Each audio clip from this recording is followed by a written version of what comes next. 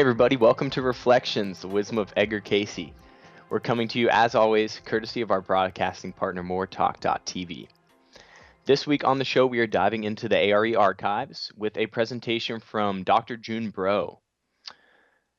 Can you imagine what it must have been like to not only spend time with Edgar Cayce, but to watch him go into a trance state to give one of his wisdom-filled readings? June was present for a number of readings, including her own life readings. She and her husband, Harmon Bro, moved to Virginia Beach in 1943 to help Edgar Cayce and his family. In the interview we will be enjoying today from June, she shares some of her early experiences with Edgar Cayce and how it helped shape who she was. Dr. June Avis Bro earned her graduate ministerial degree from Andover Newton Theological School and her doctorate from Chicago Theological Seminary. In addition to teaching on 6 campuses while raising 5 children, she has been a research assistant at Harvard, lectured and held workshops in many cities, led overseas tours to the Near East and China, and she actually served as a pastor as well during all of that. June Bro is also a trained concert pianist, and she has served on the music staff in churches of most of the major Protestant denominations and draws on her background in the arts to illuminate myths, symbols, and dreams. At age 90, she released her first piano CD called Soul Soundings, which is being sold in the A.R.E. Bookstore. Her column for A.R.E. Ventures Inward magazine, entitled The Art of Living, is based on her life readings given by Mr. Cayce in 1944. Hope you all enjoy our presentation from the archives today with Dr. June Bro. Enjoy. To welcome one of our favorite A.R.E. people, June Bro. Thank you. Well, I'm going to get you singing again. I don't want you falling asleep during my lecture, so stand up. I think you know this is an old camp song. If you're happy and you know it, clap your hands. If you're happy and you know it, clap your hands. If you're happy and you know it, then your life will surely show it. If you're happy and you know it, clap your hands. If you're happy and you know it, stamp your feet. If you're happy and you know it, stamp your feet. If you're happy and you know it, then your life will surely show it. If you're happy and you know it, stamp your feet. If you're happy and you know it, shout amen. Amen. If you're happy and you know it, shout amen. Amen. If you're happy and you know it, then your life will surely show it. If you're happy and you know it, shout amen. Amen. If you're happy and you know it, do all three. Amen. If you're happy and you know it, do all three. Amen. If you're happy and you know it, then your life will surely show it. If you're happy and you know it, do all three. Amen. Very good. Okay, you can sit down. Delanne, would you take care of my music again? We're going to sing a couple more.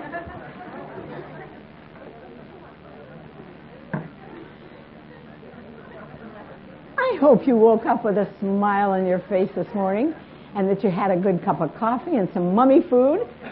And we're going to sing, Oh, What a Beautiful Morning. Okay.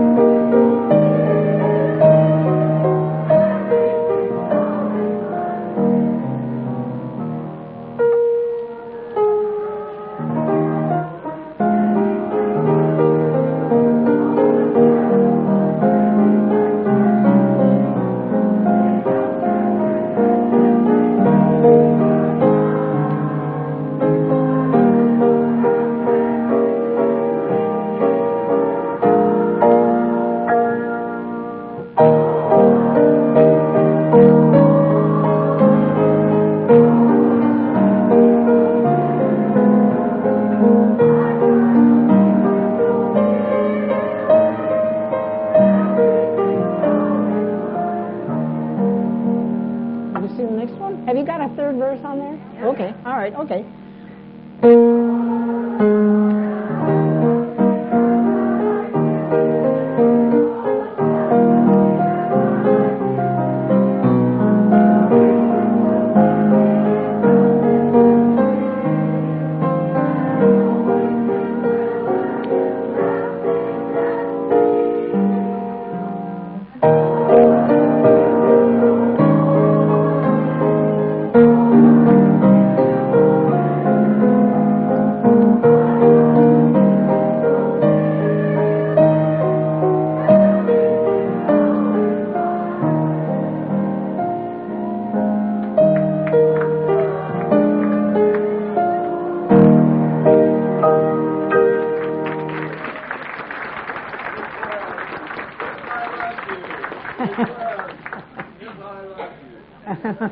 Thank you.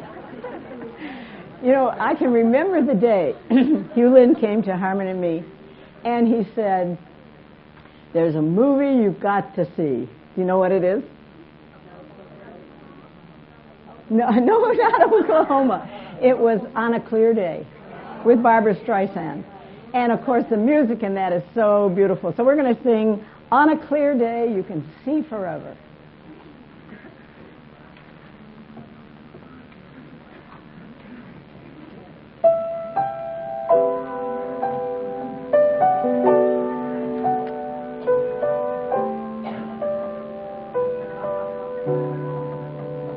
Here we go.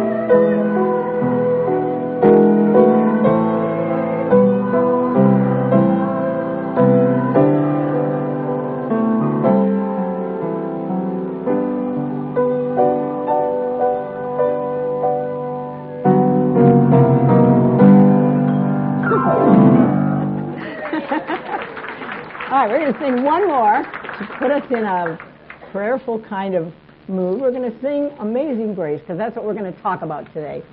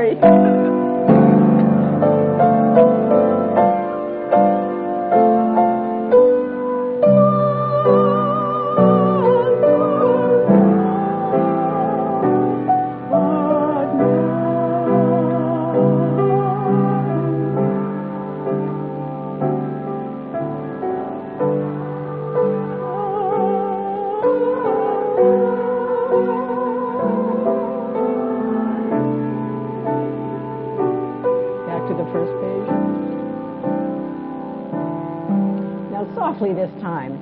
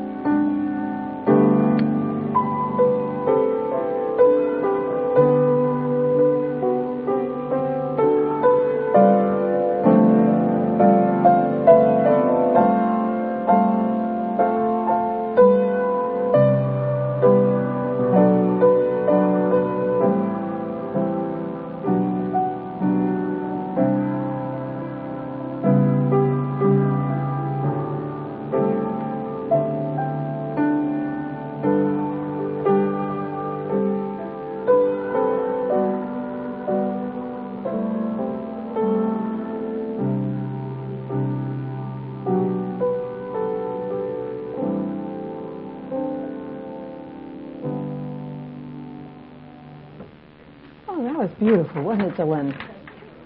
My sidekick here, who's helping me with the music.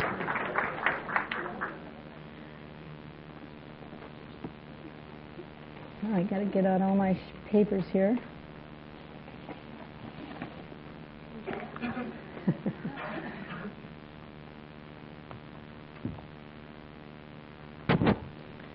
Okay.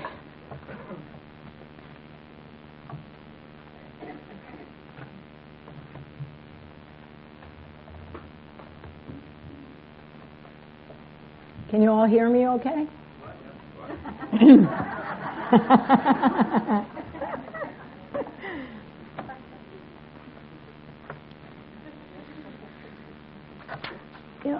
I thought I'd start by talking about all the points of grace in my life, in my early life, mostly. Because one of the biggest points of grace was coming to meet the Cayces and getting in touch with the readings. But, you don't know where the goodness is going to come from in your life and when it's going to come. It's just there, and that's the way grace is. You don't earn it, you don't plan for it, you don't schedule it somehow, or you don't, build up brownie points and then it comes. God is just so full of love for us, it just is there. I was in high school.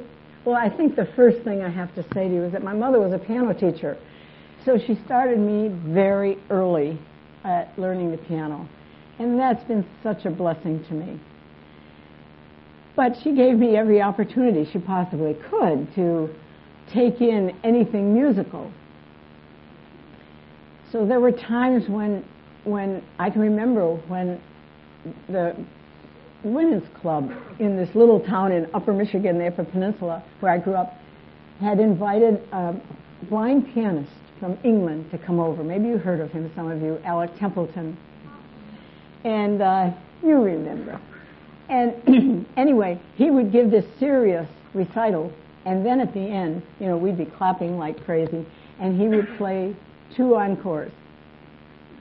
And I learned both of them. One is called Mozart Matriculates, and you won't believe what he did. He took the Marines hymn, and he jazzed it up a little bit, and made it sound just like Mozart, and then you get a little, jazz beat in there. It's very charming. And then he did the same thing with the Bach thing. Bach goes to town. But that's the kind of creative musicality that I love. Well, anyway, my uncle, who ran a warehouse in town, called me one summer and said, "June, how would you like to go up to where the Indians are and go to International Music Camp at Interlaken?" And I said, "Oh, I love it." And it was one of the huge, wonderful, marvelous experiences that I'd had in my life up till then. Well, then, the next piece of grace was when our little town, every Christmas, put on a huge production of the Messiah and got all the best musicians in the towns around to get together. And we borrowed some from Northern College, which is about in Wisconsin over the border, just about 40 minutes away. And we got the conductor of the Northern College choir to come to Ironwood, my little town, and direct this Messiah. And that one night, that first night he came, the accompanist hadn't arrived, and the musicians hadn't yet gotten all their stuff together. So he said, "I've got to have an accompanist." And someone said, "Well, June Larson, she plays the piano."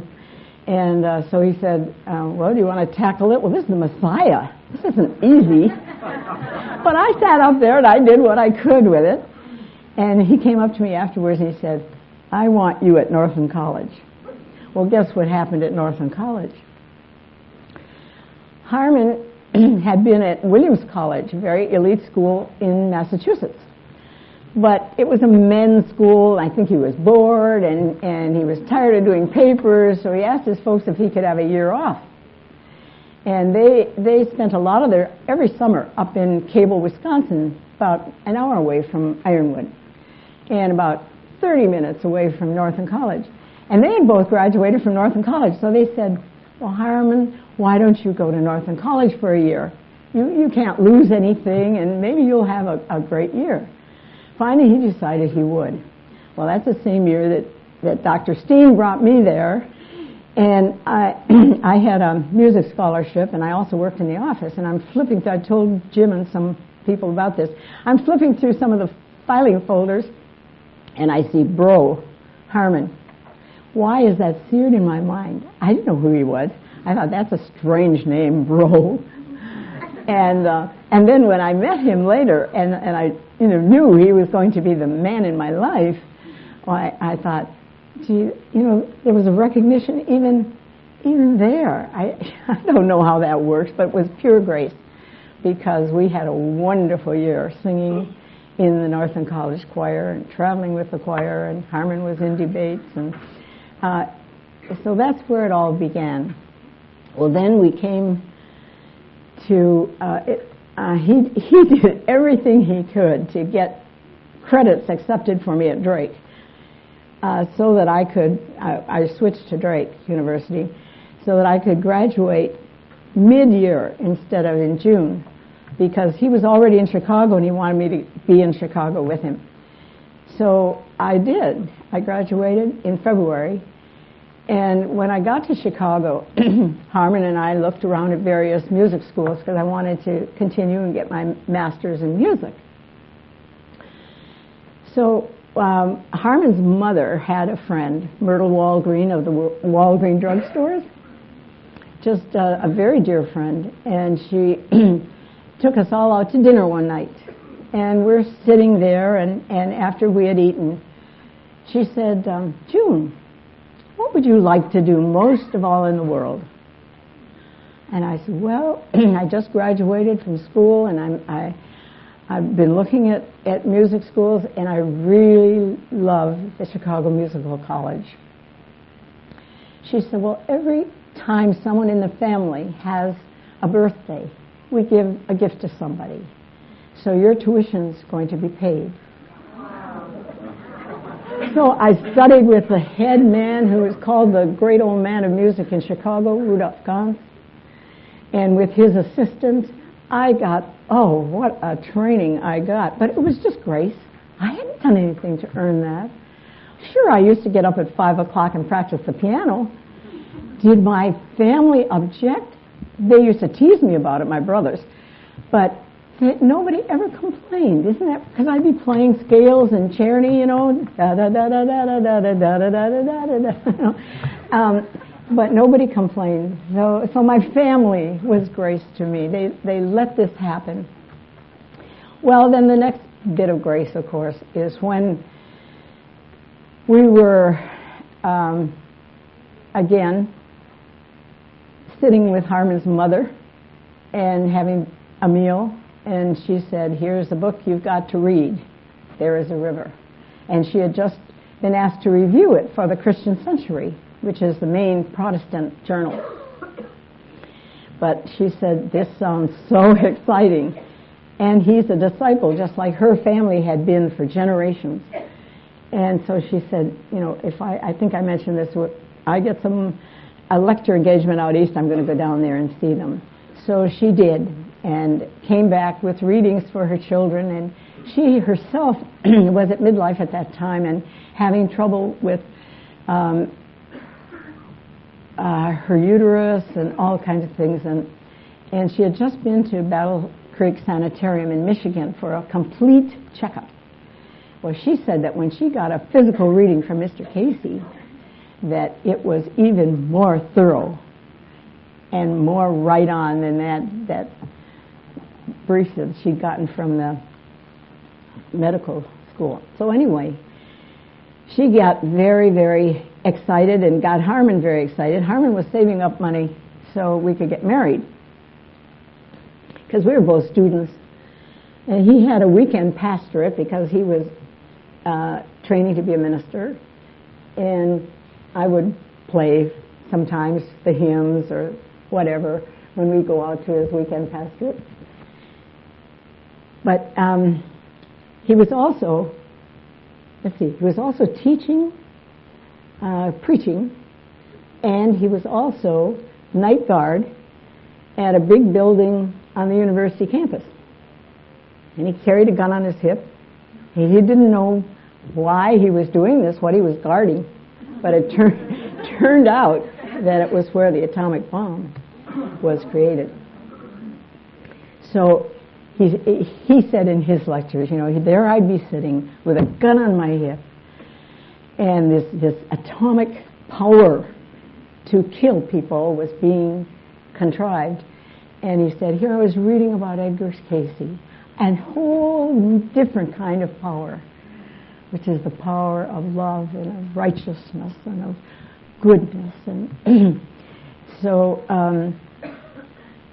Mrs. Walgreen got interested too, and she's taken a lot of pictures of Mr. Cayce. She's the one who took the one of Harmon and Mr. Cayce, and I think it's up there in where the exhibition is. And she took a lot of the pictures of Mr. Cayce that are in his books and that are around. She was quite a photographer. She got awards for her flower pictures. She was a very fine photographer. So anyway, she saw Hugh Lynn, you see, was off in the war, in the service. So Mr. Cayce and Gladys and Gertrude were all carrying the load by themselves. And she asked Mr. Cayce if he'd like to have Harmon take a year off from his schooling and come down there and work with him, help him. He said, well, luckily, Harmon's mother had already gotten readings for him and for the other children in the family. And the reading he got said, this entity has worked with the sources of this information before and should again. So how could he say, no, we don't want Harmon to come down here?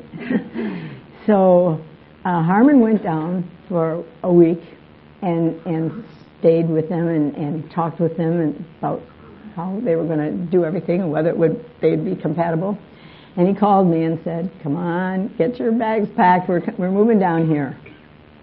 And he got an approval from his draft board because ministerial students were deferred. And this was going to be research and a study for his doctoral dissertation. So he came down there, and the experience of coming to Virginia Beach in those days was so different from what it is now. We had to take a train and then a ferry and then a bus, and it took a while to get here. But when we got here, it was wartime. 43, and the beach was almost pitch black dark, and we saw that there were just slits on the headlights of the cars, and they told us later that was because we're so close to the water, other ships, foreign ships, enemy ships could see lights and come in and bomb us, and so the lights were all just about turned off at even time. And then when the daylight came, I looked around. It was nothing like what you see today. I mean, it was maybe one or two houses to a block, big houses. And it was resort people that would come and be in these big homes in the summer and go back home in the winter. So in the winter, everything was closed up. There was one grocery store and one place to go and eat. We had to go into Norfolk for supplies for almost everything. But anyway, we arrived and are getting used to this small town and wondering what we're going to meet when we meet Mr. Cayce. Well, they invite us into their living room, and Gladys comes in too. And so we're sitting there talking. It's a very average kind of home, very neat, but the furniture was nothing great. There was a fireplace. there was a long living room over going this way. And then there was an entry hall, and you could go upstairs and then go over here, and there's the dining room. And then you go through the dining room and out into the library, which is the addition that they put on the house so that they could have the... Oh, you sweetheart. Thank you, Jim. I guess my voice is sounding kind of husky, huh? Well, anyway. So we're sitting there. Now, Mr. Cayce had a sense of humor, and he loved to tease. He was a huge tease. In fact, I never knew whether he was teasing or telling me the truth. Like he said, "Hey, June, come over to the window." I went over to the window. He said, "Do you see those little people down there under the tree?" I didn't see a thing. You know, and I don't know. I think he saw things. I'm sure he saw things that I didn't see. But anyway, we're sitting in the living room, and he said, one of the lights started to flicker. And he said, "You see that lamp over there?" He said, "See that cord down there on the floor?" And we looked on the floor, and sure enough, there was a cord not plugged in. He said, "I'm just keeping that lamp alight with my concentration." So Harmon and I are, you know, like this. Gertrude says, "Edgar, that's the cord to another lamp." She always kept him, you know, on the straight and narrow and an even keel. She was such a wonderful support to him. Well, they were sort of like Mutt and Jeff, if you remember that. That's from a comic strip way back. But he was tall and slim, and she was short and slim. And, you know, he was the person that was a people person. He loved to be around people and to tell his stories. And Gertrude was an intellectual. I mean, she was supposed to have been Socrates' second daughter. And I looked that up in some kind of a history book, and it mentions sons, but it doesn't mention two daughters. But I guess they didn't think a lot of women back there in Greece. But Gertrude was a real brain. I mean, she had a mind that could quickly move into to be helpful or to make suggestions or whatever. And you could, Harmon and Gertrude got along like this because they were both intellectuals. And of course, I like to sit at Edgar's feet and hear all the stories. And but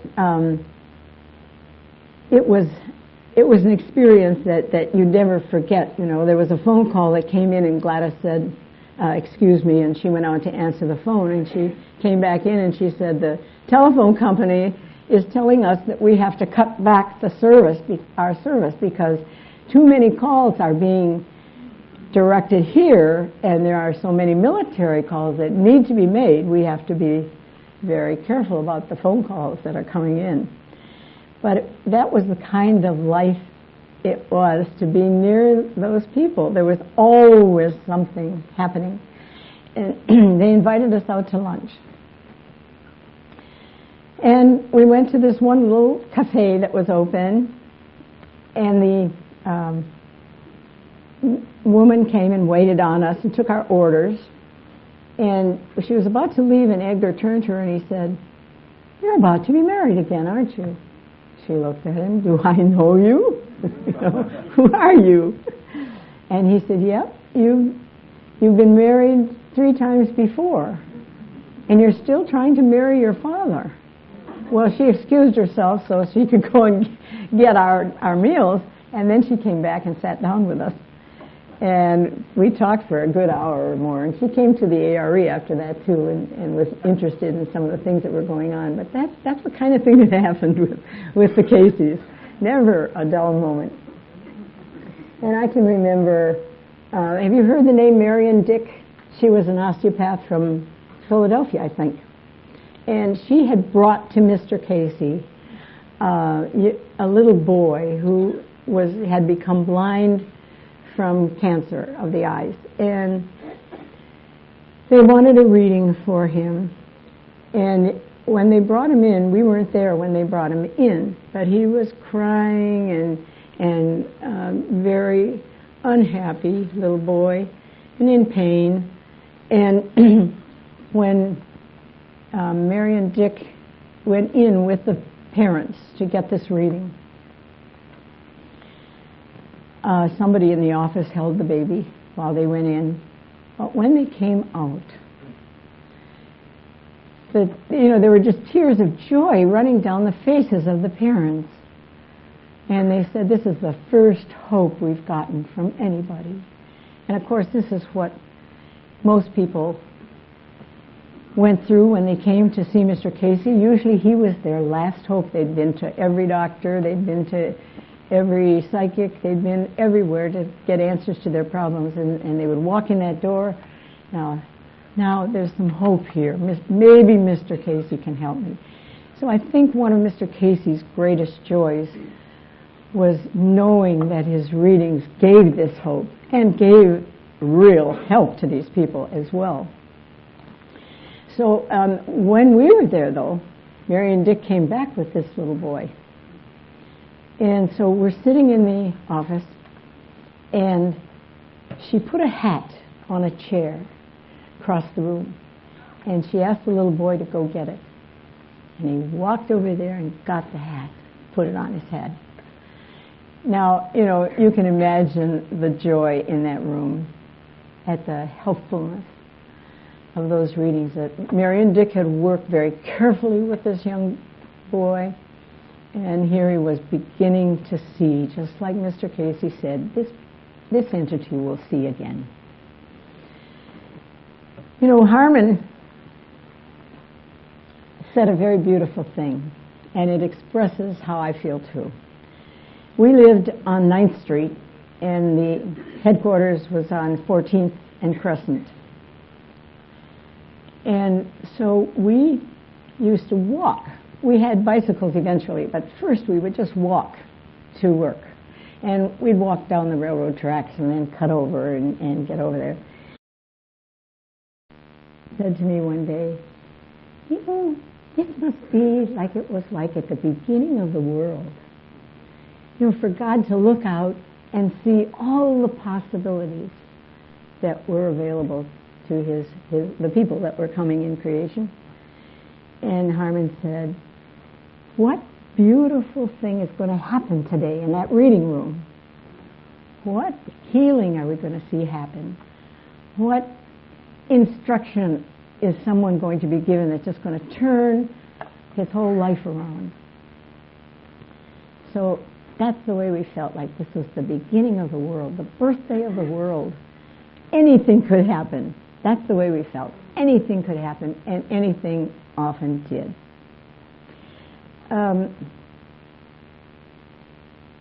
Let's see where I want to go next.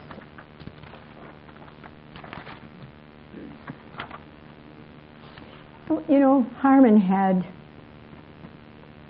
a dream for the A.R.E., as everybody does that comes here. And having experienced Mr. Cayce and Gertrude and Gladys in the readings, he knew there was something so fine in this work that it should be part of academia, it should be part of the church, it should be part of the medical institutions. But there was no place for Mr. Cayce at that time in 1943. The church said, we don't want any part of this stuff, it's way out stuff. And the medical, profession said, this is too far out. We can't prove that this is going to work in every case. We can't take this as true. And the academia again said, these ideas they come from a source that just isn't reliable. Well, we knew differently. But anyway, from Jesus, actually, that's what the information said. But anyway, Harmon felt that this was his life work, was to help get the readings and the information in the readings into professional groupings that could really work with it and and make it available. So,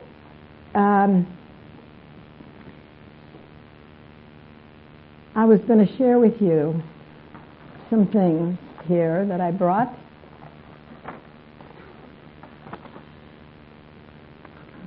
This is a magazine. It is the Weekly World News. And you know what the headline is? Edgar Cayce reincarnated as a psychic fly. And of course underneath it is Clinton with a three-breasted intern. That's not where we want Edgar Cayce. And here's the Sun. And it says, new predictions. Edgar Cayce speaks through the top celebs. He speaks through Oprah and a whole bunch. No, Oprah's wonderful. You know, I think it'd be wonderful, great if he'd speak through her. But, you know, it's that this is what happened to Mr. Cayce because there wasn't any place to put him in those early days. So Hugh Lynn said, well, if the church doesn't want him and the academic world doesn't want him and the medical world can't handle him, then we'll make him into the most, what does he say, the most, I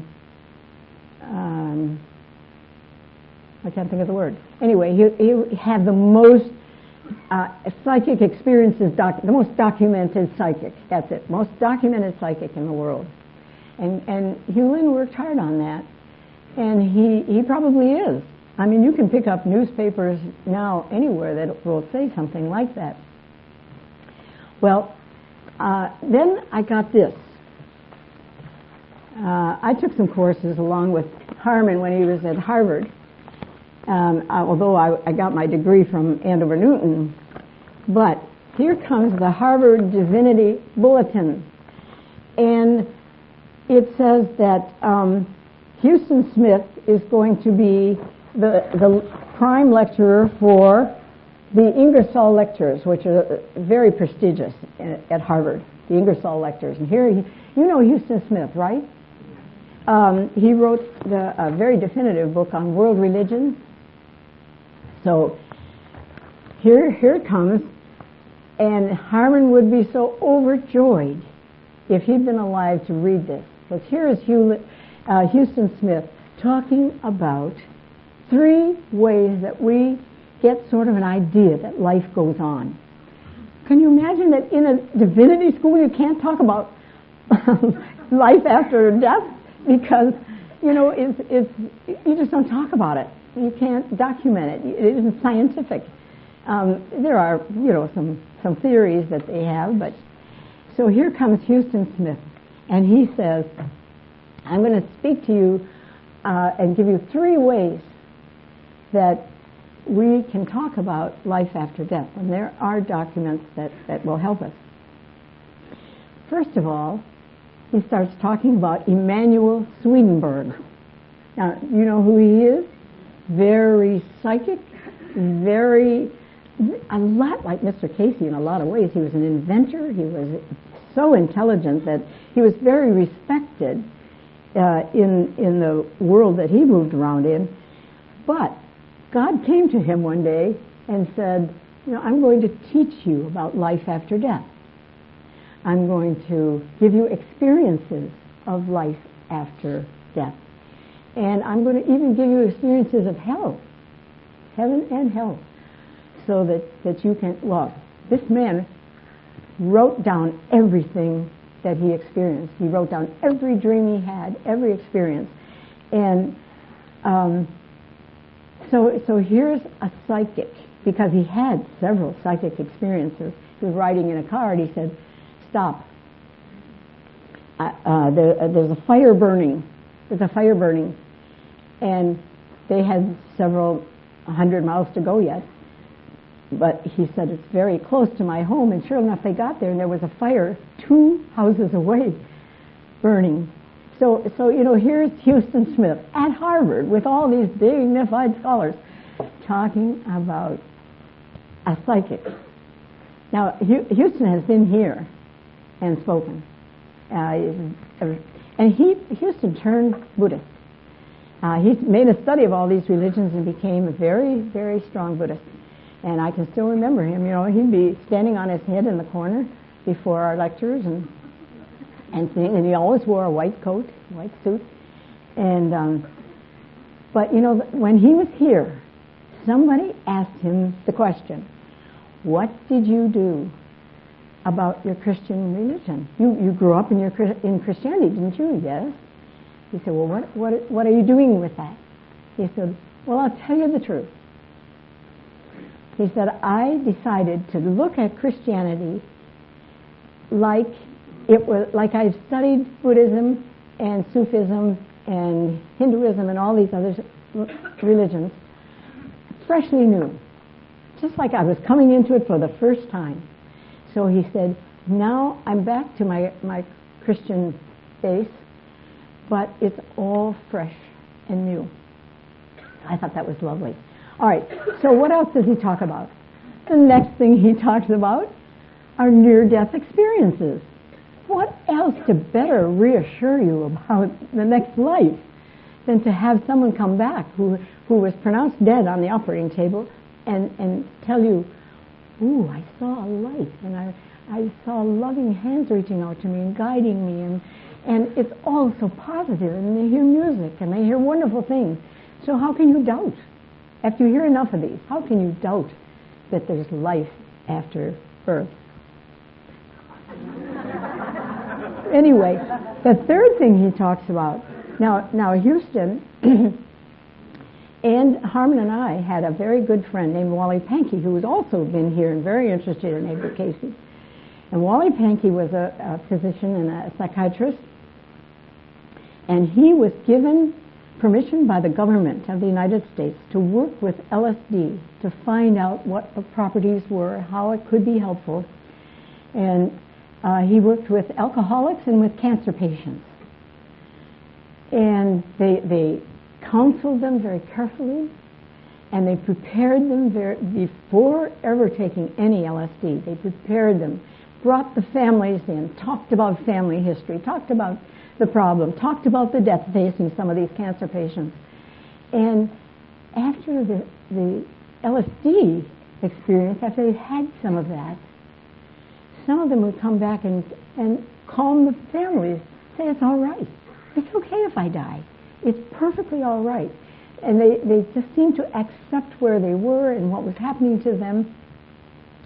So here's Houston talking about, well, he calls them, what does he call them? Because I hadn't heard this term before. Energens. Anyway, there are herbs from different cultures that have the same effect as LSD and raise their consciousness. And he said he was staying with a woman because he was going to be lecturing, and she had been sponsoring the lecture.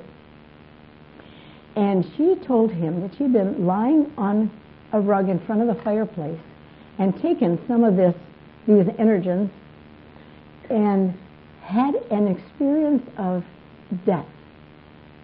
And it was so beautiful. She said, "I'll never be afraid of death again. I'll never be afraid to die." So anyway, here is this great scholar, Houston Smith, talking about a psychic and his dreams of the afterworld, and talking about near-death experiences at Harvard. See, when we were there, Harmon was there in 45, and I was getting my degree in 70 when I took some courses at Harvard. You wouldn't be able to mention anything like this. You would just be scoffed out of the room. And I can remember at my seminary, I pleaded, and some other people joined me, pleaded for a course in spirituality. Well, they said, all we can come up with, all we can give you is a history course in the lives of the saints. Well, that was a start in the right direction. But, nowadays, you can find much more in our seminaries in terms of spiritual growth. So anyway, and I just love it when here I'm reading an article about holistic health. And I think we wouldn't be this far along with holistic health without Edgar Cayce's help here. So I love it when I pick up newspaper articles that say Edgar Cayce was on the right path a long time ago. And I think, when are you going to catch up? Okay. So, now we start with I don't know how people just get up and talk without notes, because you get carried away with what's on your mind, and then you don't remember where you were. Well, anyway, Gertrude was a very special soul. She didn't have an easy life with Edgar. She was an introvert, first of all, and yet she had to greet and welcome people from all walks of life that were coming in to her door. And she had a lovely dream. It was hard for her at first. She had a lovely dream of going to the beach and picking up seashells, and some were broken, and some were whole, and some were colorful, and some were drab, and all kinds of seashells. And a reading taken on that dream said, "These are the people that come in your door. Treat them each as a beautiful seashell. Some are broken, yes. Some have lost their vitality. Some are old. Some, have other problems. But treat them all as God's children, and as someone that the readings can reach through to." So she really tried to do that. And when we were with her, she was so gracious, so gracious. She was very soft-speaking. She had fallen down the stairs, and a hairpin had gone into her eye, so she was blind in the right eye. But so she had one frosted glass. But I didn't even notice that. I didn't even remember that till I read about it later. But she was lovely. She had very patrician features. You could tell she was from a royalty of some kind. She walked with dignity, and I never saw Gertrude ever lose her cool. Not ever. I saw Edgar lose his cool several times in the office. He even chewed out Gladys one day, and Harmon and I couldn't believe that he would do something like that. But you've got to remember, when we were there, There Is a River was coming into public acclaim. Harmon's mother had written an article for a magazine called The Cornet about Mr. Cayce, Miracle Man of Virginia Beach, and that had brought in a lot of inquiries. And there were other things that were just kind of bubbling and making the Cayce work more known to people. So when we got there, there were stacks of letters unopened around the library. And we got to help open some of those. I've never seen written down such pictures of pain in my whole life. It was very, very sobering. They had every kind of question, I have an itch that the doctors can't help me get rid of, and I can't scratch it, and what can we do? I have a sexual problem, and my family won't deal with it, and da-da-da-da-da-da. And all these, I've got an illness that's incurable. What can you do for me, Mr. Cayce?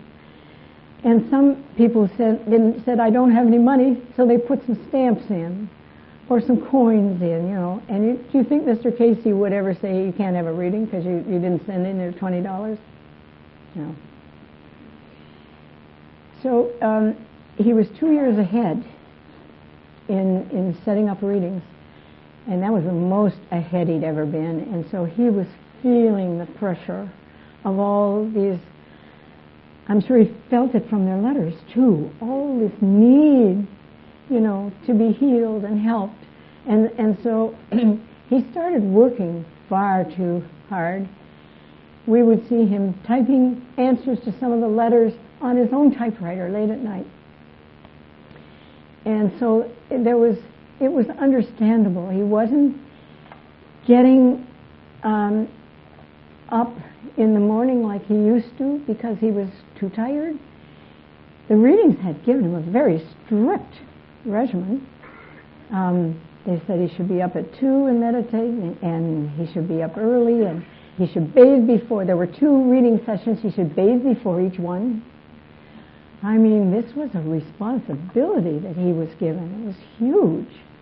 And he felt it very, very deeply.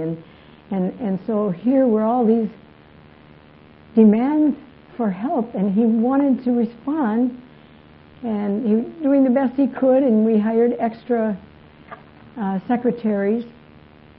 But there was always a turmoil in the office because the secretaries would, have their husbands transferred to another base, and they'd be gone, and it would be starting all over again.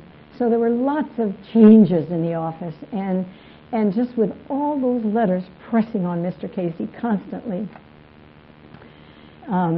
he began to lose his health. So I can understand why he blew up at Gladys.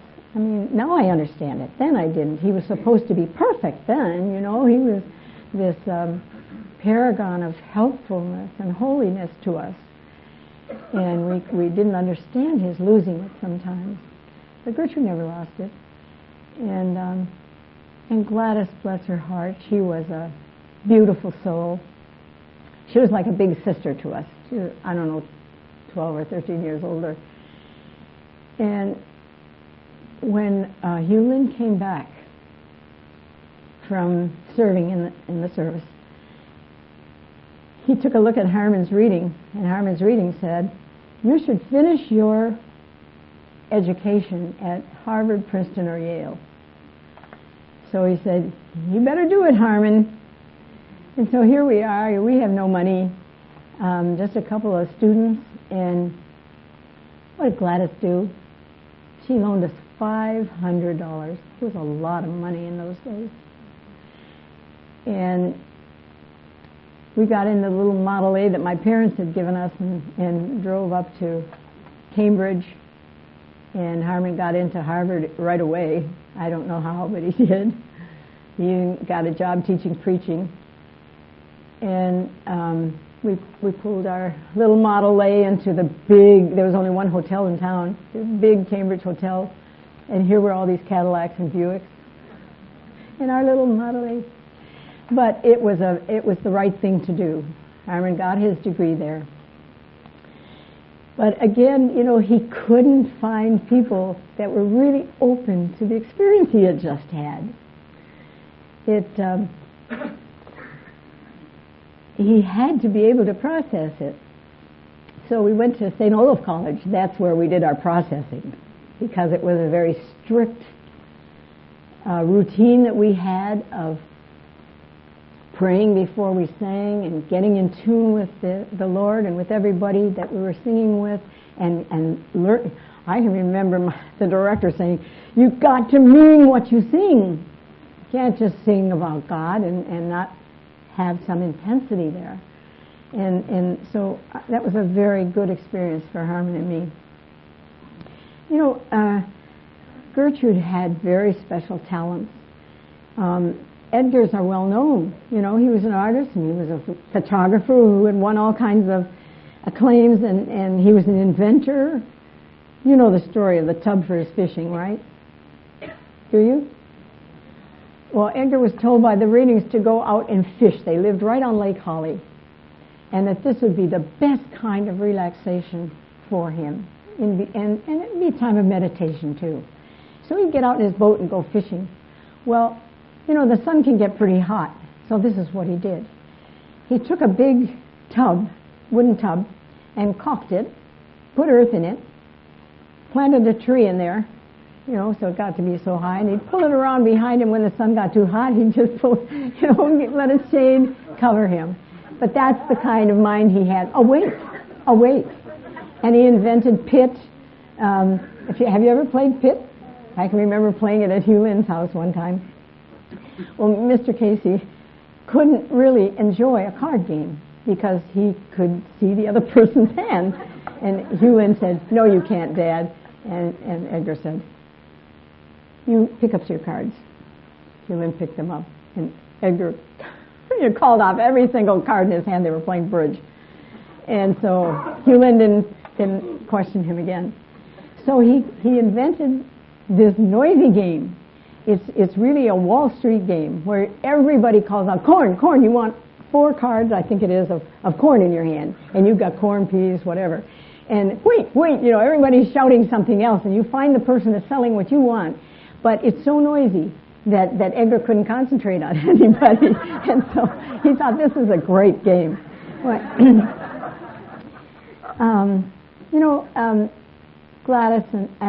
Gertrude and Edgar never had a lot of money. And people who were supporting them took their support away, oftentimes.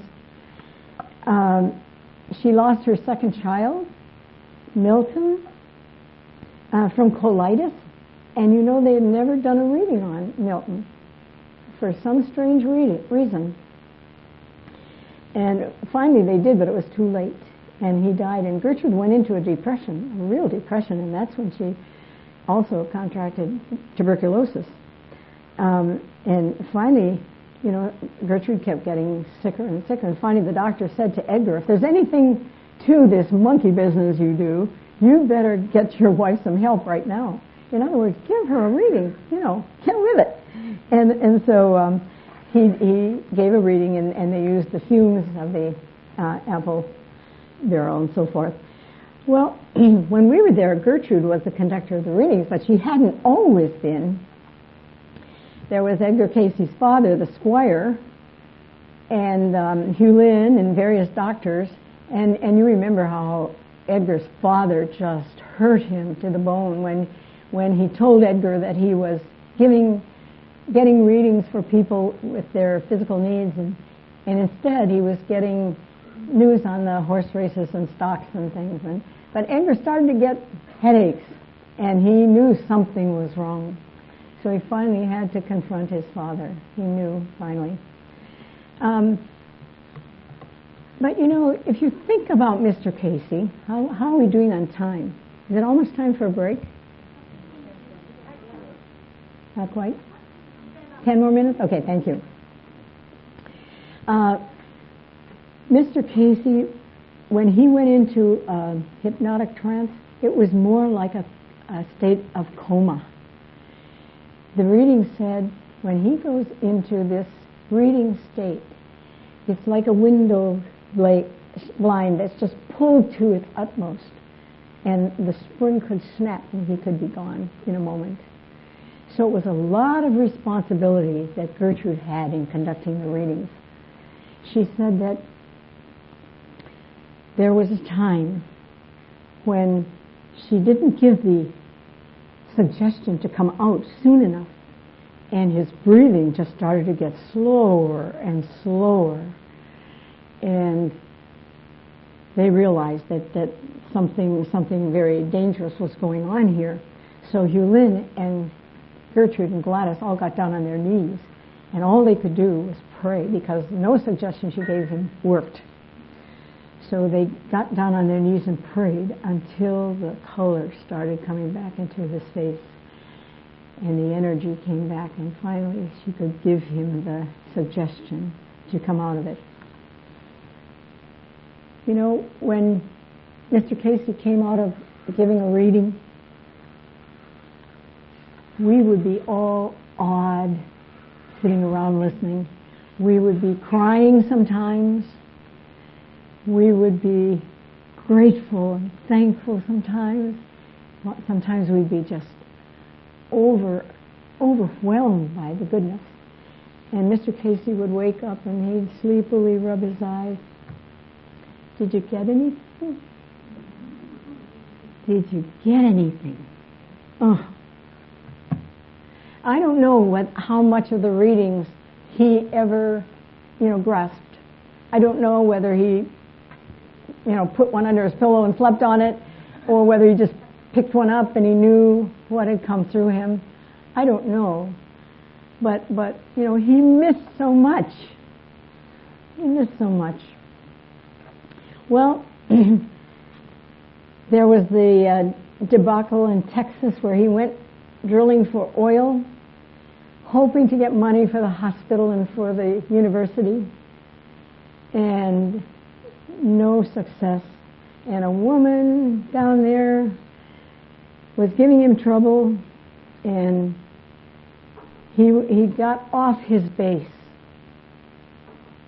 And Ewan went down to Texas to try to bring him back, and he wasn't ready to come home. He went out on the roads and started taking pictures and just being with nature, and finally getting back over his well, where his soul purpose came to the fore again, and he could forgive himself and go back to Gertrude. Well, right after this, Gladys came into their lives, and she was such a welcome, wonderful addition.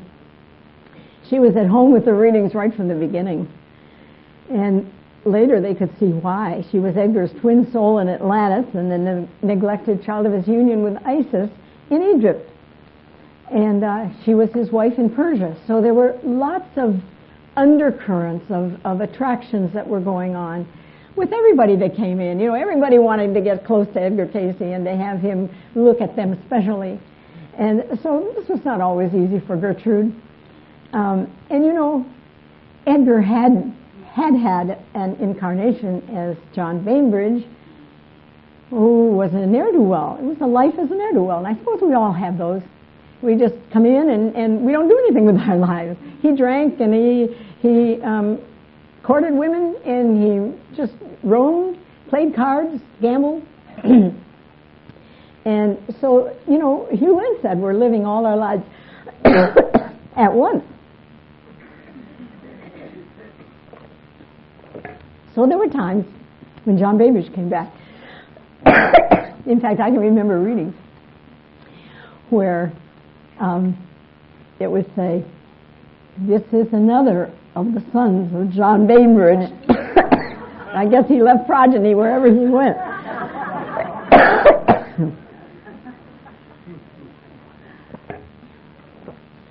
So anyway, Gladys was so loyal. She just was a hard worker, and she had good judgments about things, and her spirit was always joyous.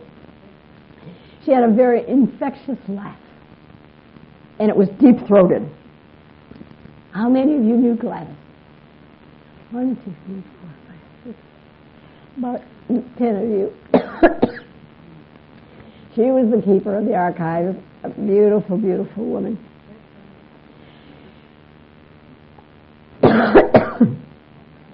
Well, maybe there's a good time for a break, right? And I'll take my cough drop, and I'll see you in whatever. Hope everyone enjoyed our presentation from the archives today with June Bro. On behalf of everyone here at the Association for Research and Enlightenment, and of course moretalk.tv, I'm your host Brenton Bickerstaff, reminding you that we can always ask for help. Whether it be from family, friends, or from spirit, there's no shame in reaching out for a helping hand. And don't forget to always strive to be of service to all those around you who are in need of your help in both big ways and in small. Hope everyone has a wonderful, wonderful week, and thank you so much for tuning in to Reflections, the wisdom of Edgar Cayce. Much love.